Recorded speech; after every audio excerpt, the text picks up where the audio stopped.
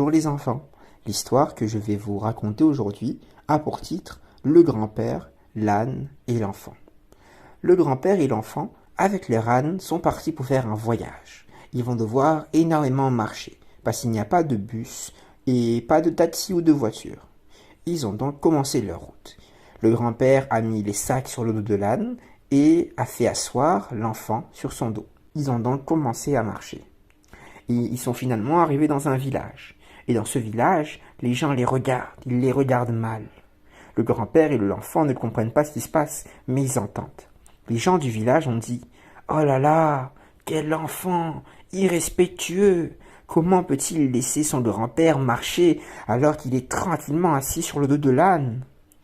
Et finalement, en sortant du village, le grand-père et l'enfant sont gênés et ont décidé d'échanger de place. Le grand-père est monté sur l'âne et l'enfant va marcher.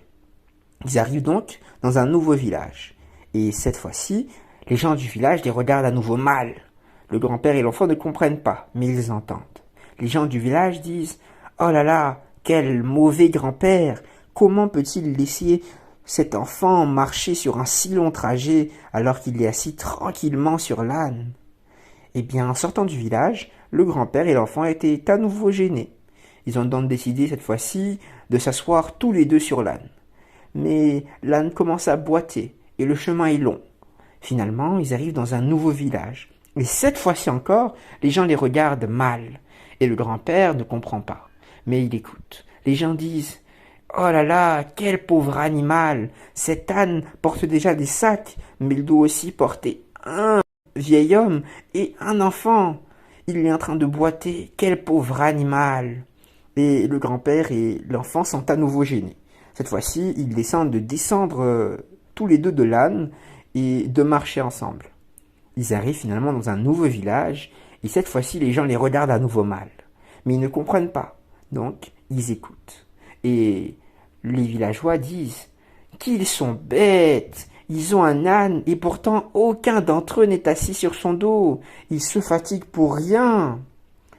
Eh bien, à la fin de ce village, le grand-père et le petit enfant sont finalement arrivés à leur destination. Mais ils se sentent un peu gênés, car leur voyage était plutôt étrange. Je vous ai raconté cette histoire, les enfants, pour vous expliquer que même si vous avez de très bonnes intentions et que vous faites de votre mieux, il arrive souvent que les gens ne voient que le mauvais côté des choses que vous faites. Mais rappelez-vous que Dieu, lui, Jésus, ne regarde pas le corps d'un homme, mais regarde directement dans son cœur. Merci de m'avoir écouté les enfants. Au revoir.